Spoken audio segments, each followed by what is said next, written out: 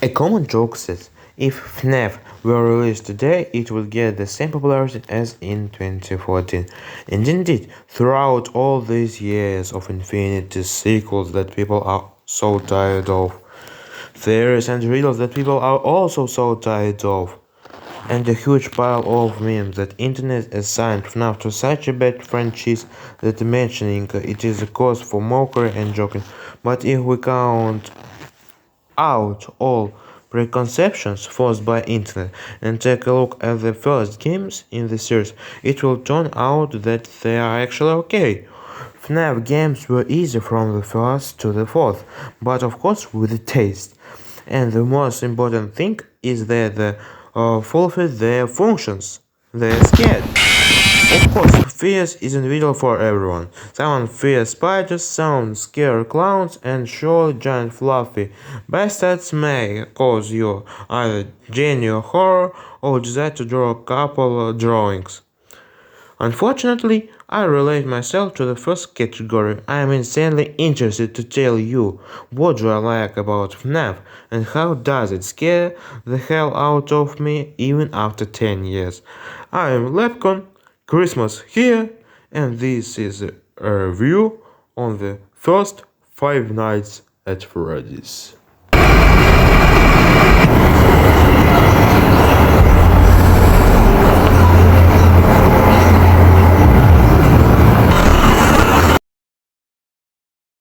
Five Nights at Freddy's, a horror game that shook the genre and became a worldwide phenomenon that led itself to the PlayStation 5.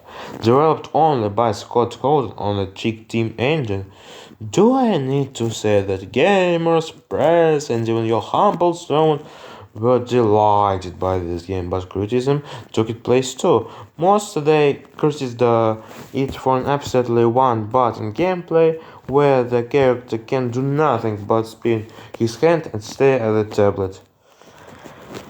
If only 10 years ago people knew that we live exactly like that.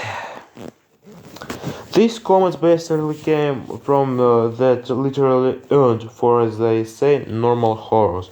Yet I will say that from then to nowadays you gotta know that FNAF is an indie game, not a project.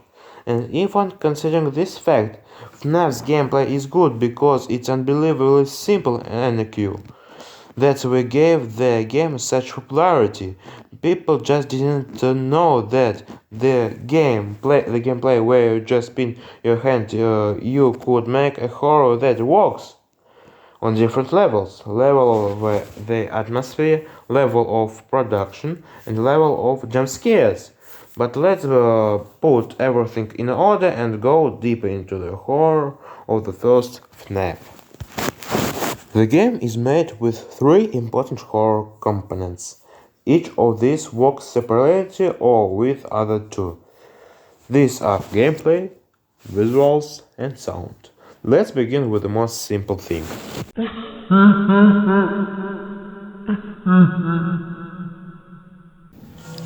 As I said, the gameplay is terribly simple, but at the same time is very unique. As mentioned earlier, you are a security guard, a sucker who works for $100 a week. On the first day, your boss calls you and tells how to play. On the sides, you have doors that you can close or light up. You also have a tablet with which you can monitor the situations on the cameras. You have a charge of electricity for the light up using the camera or door. Your scale will increase. Take advantage of the scale to enhance even more. If you run out of energy, you run out of energy. You wasted it. They're Foxy, Bonnie, Chica, and the star for the night shows for children Freddy, walking through your soul and even run. Your task is not to let them in your room and at any cost, otherwise you're dead. There is only one way to stop them: close the door in time. If you see the Oriflame advisor, close your door. You got gifts from the gadget store, close the door. Well, you get me. Robots' movements are tracked by the cameras, and thanks to the sportsman Foxy, you passed cross anything for an A, you need to check the cameras regularly. An answer to a question what makes gameplay scary lies on the surface. You closed in a god-forsaken pizzeria for the whole night, and then returns not just walk around while you don't look, but they go straight to you and you can't do anything but close your pitiful flimsy doors and hope that it will work this time. The game doesn't actually scare with its gameplay except the screaming part, but holds you in a continuous stress. You are always must be busy with something. You look the CCTV, light the corridors up, closing along the way. The main thing is danger is somewhere out there. It may come at any second, and if you make one mistake, you lose. It is important to create a strategy for the night and harmoniously allocate your power usage. Unfortunately, it felt impossible to do closer to the fifth night, but we'll get there later.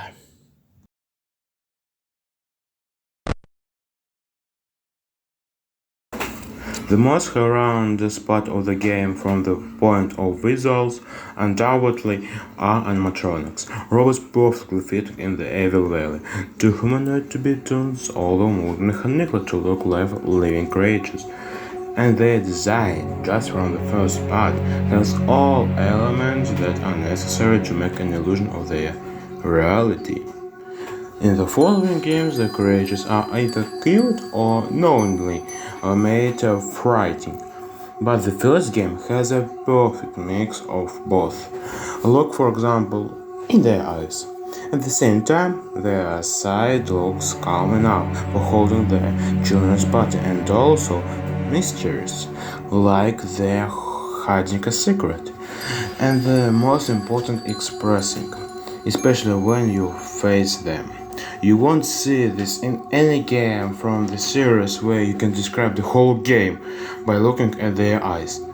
Aside anything, I want to talk about jump scares. No one's gonna discuss about them being stale or scary at all. They're scary to me. And I would split them up to three categories in the first FNAF. Not scary at all, unexpected, and unexpected plus scary. The first category goes to Golden Freddy and Foxy, of course. Kinda super secret ghost animatronics. A jump scare that will only scare a designer, that will look at the giant, ridiculous screaming hands and say, "Dude, why did you draw this shit?" And Foxy can't scare anyone, cause I can't imagine a man getting scared by a robot that just walks in your room and screams.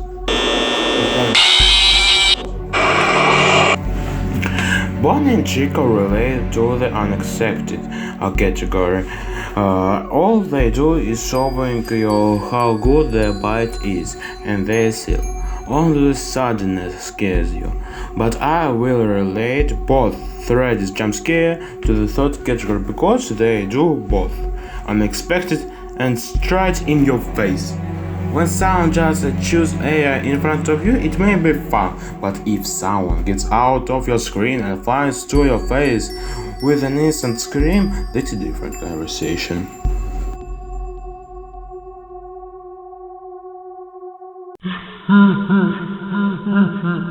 The main instrument of the game that works to scare the player and orient him when you don't have any opportunity to counterattack and you just don't know what to do.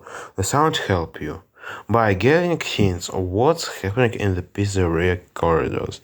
The most basic sound of the sound coming to you is the thumping of giant robotic legs. They are audible on the both left and right speakers. That helps to understand from which side comes from. For example, noise of spoons or pans in the kitchen may be taken as another danger, but when you look at the CCTV and hear the sound is louder in the kitchen that doesn't have any visuals, you'll understand that someone, probably Chica, just ramages around the room, telling you that she is not gonna attack you at the moment. And the next sound that goes like this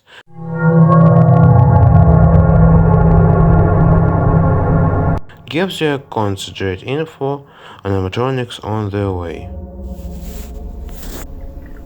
And another important sound is Freddy's laugh.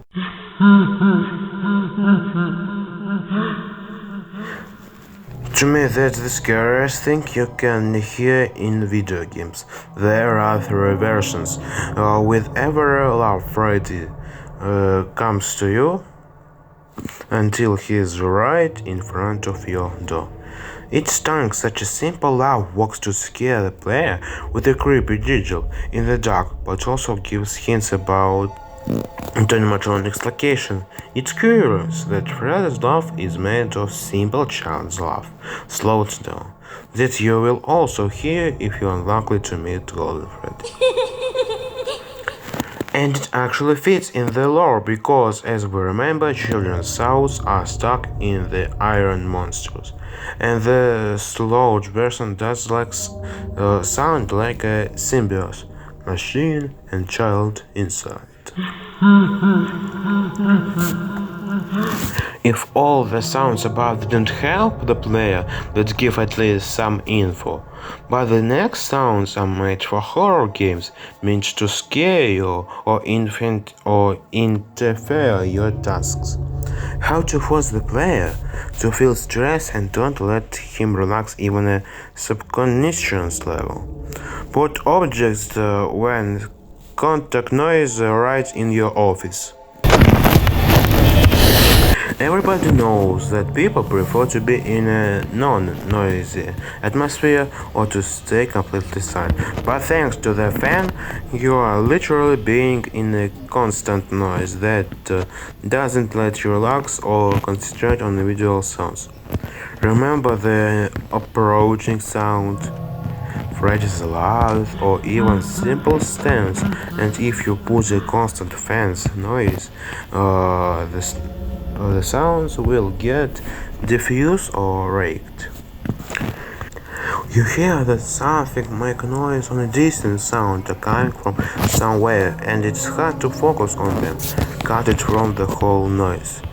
Another sound that is more harmless than it's not is the call of the so-called phone guy. He calls you at the start of the shift to give you some info about the game or something. On the first and the second nights, his calls aren't interpreting, but may help you to understand the game's mechanics more.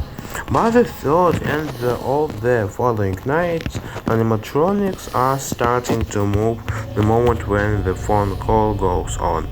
The phone guy is the only sign of civilization and normal human in the game, and feel kinda sad while he speaks, but it's just an illusion correctly made by Scott Houghton. There is a less useful in his calls each night, and the beeps or his voice degrade you from important sound. Sounds design, just like visuals, is made on the highest level, holding you on spikes throughout the night. Anyway, somehow need to play this game, and the first game has problems with that. The main one, randomness. Time of robot standing in front of your door is random and eating your energy. Foxy running is random and he goes to pass his exam to your door. With progress, it is almost impossible to make any good tactics, but to guess like, what if this bastard fucking leave my door, or am I dead? As I already said, this video was meant to show you how FNAF can scare you even with all ambiguity in gameplay. It's not very pleasant to look at the scary robots anyway, but when you hear the sound of steps getting closer and the laugh in a dark corridor, it becomes a lot less pleasant. Well, the conclusion are yours. You may like FNAF or not. Every scaring method that I named today may make an impression to you or just make you laugh. We are all different. If we discuss the toxic community and cancer memes, you can disagree with how much work was put in the first game. Will, uh, will all the subtness forcing the player to feel stressed? My name is Lapcorn. Subscribe to my channel.